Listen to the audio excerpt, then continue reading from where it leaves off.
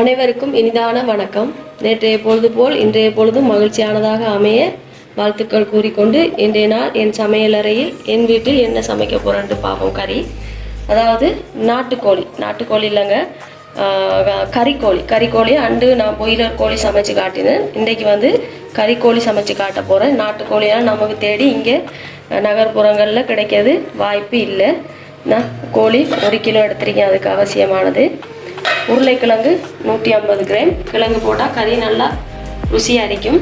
அடுத்தது வந்து இஞ்சி பூண்டு, வெள்ளைப்பூண்டு இடித்து வச்சிருக்கேன். 2 பழப்புளி எடுத்திருக்கேன். மிளகு வறுத்து இடித்து வச்சிருக்கேன். உப்புத்தூள் தேவையான அளவு. தக்காளி பழம் பெரிதாக ஒன்று எடுத்து சின்னதாக கட் பண்ணி வச்சிருக்கேன். பச்சை மிளகாய் ஒரு 5 எடுத்திருக்கேன், சின்னதாக கட் பண்ணி வச்சிருக்கேன். சின்ன வெங்காயம் 5-6 எடுத்து வெட்டி வச்சிருக்கேன். இதில் வந்து கருவேப்பிலை ரொம்ப எடுத்திருக்கேன். இது வந்து இந்த மிளகாய் தூள் வந்து ஸ்பெஷல் என்னன்னா நான் வறுத்து இடித்து வச்சது. அதாவது அதில் நற்சீரகம், மிளகு, மஞ்சள், பெருஞ்சீரகம், நற்சீரகம் எல்லாமே வாசனை எல்லாம் சேர்ந்து வறுத்து இடித்து வச்ச மிளகாய் தூள். ஆகையால் இது வந்து ஸ்பெஷலாக அதுக்கு வேறு ஒன்றும் நம்ம கையால் எதுவும் செய்து போட அவசியம் இல்லை. அடுத்து இதை எடுத்திருக்கேன். அடுத்த வாசனைக்காக ஏலக்காய் 3, நற்சீரகம், கருவப்பட்டை, அரிசியில் 2-3 எடுத்து எல்லாம் மிக்ஸ் பண்ணி வறுத்து இப்படி இடித்து வச்சுருக்கேன். பாருங்கள், அரிசி அந்த காலத்தில் நம்மளோட உமாக்கள் வந்து அரிசி போட்டு இப்படி வறுத்து இடிப்பாங்க. அது வந்து கறி வந்து நம்ம பால் விட்டு நாட்டுக்கோழி சமைக்க மாட்டோம், கறிக்கோழி. அதுக்காக அதை அரிசி போட்டு அரிசி சரி பருப்பு சரி போட்டு இதாக்கினா கறி வந்து நல்லா ருசியாக இருக்கும்.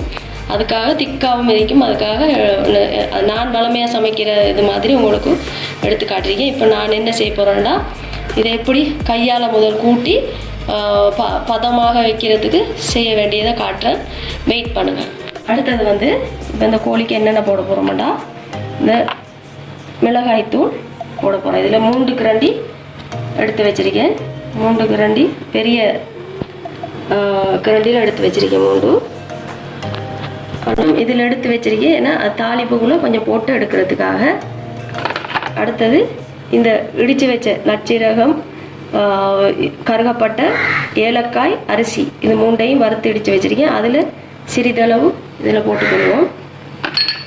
அடுத்தது வெள்ளை பூண்டு, இந்த பழப்புளி 2 எடுத்து வச்சுருக்கேன். அதையும் இப்போ இந்த பழப்புளி ஏன் போடுறேன்னா ருசிக்காகவும், மற்றது கெதியாக அந்த நாட்டுக்கோழி அவியறதுக்கு இது நல்லது. பழப்புளி போட்டு கறி சமைச்சா கெதியாக அவியும். என்னடா அது அவியறதுக்கு லேட் ஆகிறதால அப்படி போடுறது. இது இஞ்சி பூண்டு இடித்தது போட்டிருக்கேன். அடுத்தது உப்பு தேவைக்கேற்ப. அடுத்தது தக்காளி பழம். அடுத்தது இந்த மிளகு வறுத்து இடித்து வச்ச மிளகு. இந்த கருவேப்பிலை ரொம்ப இன்றைக்கு எனக்கு கொஞ்சம் கிடைக்கல, இவ்வளவு தான் இருந்தது. அதுக்காக தாளிப்புக்கு மட்டும் வச்சு போட்டு இதுக்கு அந்த கருவேப்பிலை 2-3 கையால் இதாக்கி போட்டு இப்போ இதை வந்து நல்லா மிக்ஸ் பண்ண போகிறேன். அதாவது தண்ணி சிறிதளவு விட்டு இப்போ எல்லாமே உங்களுக்கு காட்டி வெட்டி வச்ச அவ்வளோதான் இதுக்கு போட்டிருக்கேன். அதுவும் கொஞ்சம் கொஞ்சமாக போட்டிருக்கேன், பெரிதாக ஒன்றும் போடலை. இதை தண்ணியை கொஞ்சம் ஒரு அளவு விட்டு இப்போ மிக்ஸ் பண்ணுவோம். இதை நல்லா மிக்ஸ் பண்ணி ஒரு 10 நிமிஷம் அல்லது 5 நிமிஷம் நம்ம தாளிக்கிறதுக்கு ஒரு 5 நிமிஷம் போகும். இப்போ நல்லா மிக்ஸ் பண்ணியிருக்கேன். மிக்ஸ் பண்ணி இதில் கொஞ்சம் தண்ணி விட்டு சரி இப்போ வச்சு போட்டு நாம் தாளிக்கிறது எப்படின்னு பார்ப்போம். வெயிட் பண்ணுவோம். இப்போ அடுப்பு ஒன்று செய்துட்டேன். மண் சட்டியை வைக்க, மண் சட்டியில் சமைச்சாதான் இது தெரியும். நமக்கெல்லாம் தெரியும், சின்ன வயதில் நான்லாம் அம்மியில் தான் எங்களோட அம்மாவுக்கு கொச்சிக்காய் எல்லாம் அரைச்சி கொடுப்பேன். எல்லாம் வறுத்து தருவாங்க. கொத்தமல்லி, நச்சீரகம், பெருஞ்சீரகம், இவ்வளோ வாசனைக்கு ஒரு அண்டண்டைக்கு சமைக்கிறதுக்கும் அம்மியில் அரைச்சி தான் எடுப்போம். அதான் நாங்கள் இந்த வயசுலேயும் ஆரோக்கியமாக இருக்கோம். அதுக்காக இப்போ வந்து எல்லாமே இயந்திரமயமாக போயிட்டு அவையால் நம்ம அந்த மில்லுக்கு கொடுத்து இடித்து வைக்கிற இதை தான் நாம் சாப்பிடணும். ஆனால் அந்த நாளையில் கையில் தெரியும் பாட்டெல்லாம் இருக்கு, எவ்வளோ அம்மியில் அரைச்சி வச்சு எப்படியும் இன்னொரு பாட்டொண்டெல்லாம் இருக்கு, நல்ல பாட்டு. அதெல்லாம் நினைவு வரும். இந்த நாட்டுக்கோழி சமைக்கக்குள்ளே எப்போவுமே நினைவு வரும். பாத்திரம் காஞ்ச இந்த மண் சட்டி காஞ்ச பிறகு எண்ணெயை ஊற்றுவோம். மண் சட்டி நல்லா காஞ்சிட்டு இப்போ வந்து எண்ணெயை ஊற்றுவோம். ஃபோர்ச்சூன் வெஜிடபிள் ஆயில் ஊற்றுறேன்னா மரக்கறி எண்ணெய். மரக்கறி எண்ணெய் வந்து நல்லம் எண்ணெய் ஊற்றிருக்கேன்.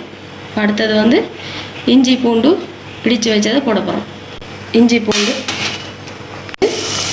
சின்ன வெங்காயம் வெட்டி வச்சது. இந்த நான் இஞ்சி பூண்டு விழுது போடும்போது டக்குன்னு நான் பயந்து எடுத்துட்டேன் கப்பை. ஏன்னா என்னட்டு ஒரு சத்தம் பண்ணுறது அந்த மண் சட்டி இதாகிருக்கு. பச்சை மிளகாய்,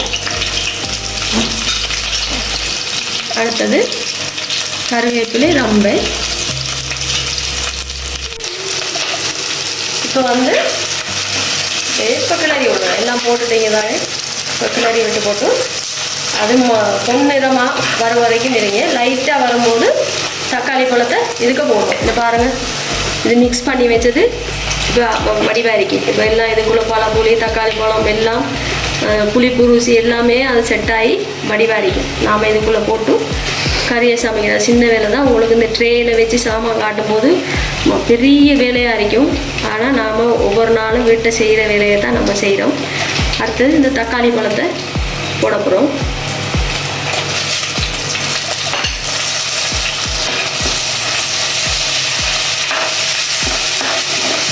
அது வதங்க மட்டும் காட்டுறேன், வெயிட் பண்ணுறேன்.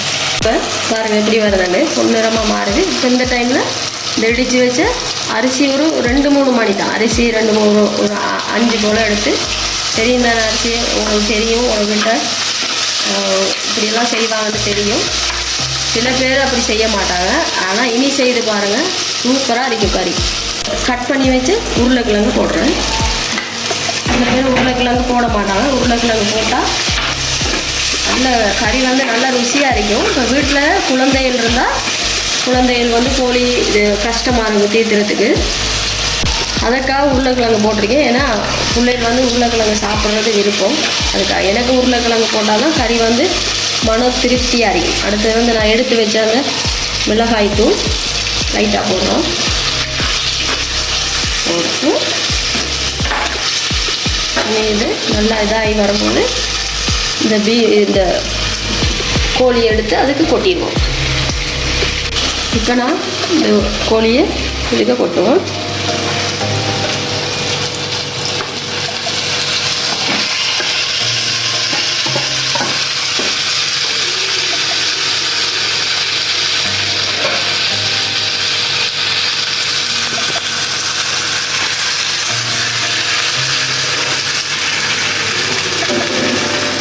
அவியறதுக்கு தேவையான அளவு தண்ணி விடுங்க, பிரச்சனை இல்லை.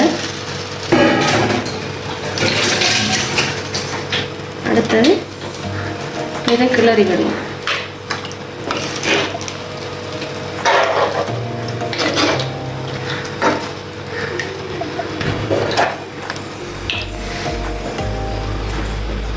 இப்போ இது மூடி விடுவோம்.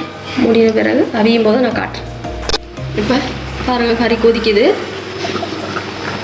கறி கொதிச்சு நல்ல மணமாக இருக்கு. நல்ல மணம் கேளுதில் அந்த வறுத்து இதெல்லாம் போட்டதெல்லாம். இன்றைக்கி மதியத்துக்கு எண்ணெய் விட்ட இதுதான் சாப்பாடு. இதுவும் வெண்டிக்காய் பால் கறியும் சமைக்க போகிறேன்.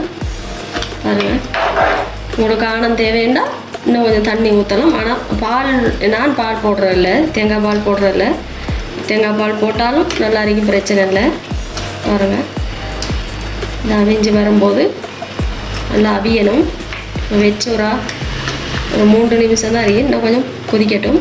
ஏன்னா நாட்டுக்கோழின்னா பல ஞாபகங்கள்லாம் வரும்.